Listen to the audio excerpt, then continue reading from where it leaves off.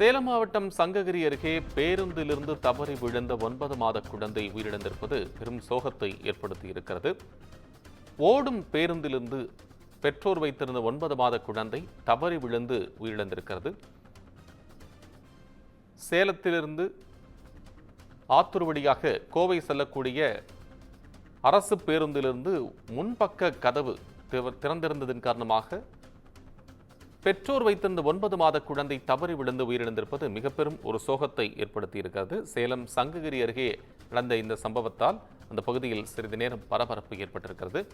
பேருந்தின் முன்பக்க கதவு திறந்திருந்ததன் காரணமாக குழந்தை தவறி விழுந்த போது தடுக்க முடியவில்லை.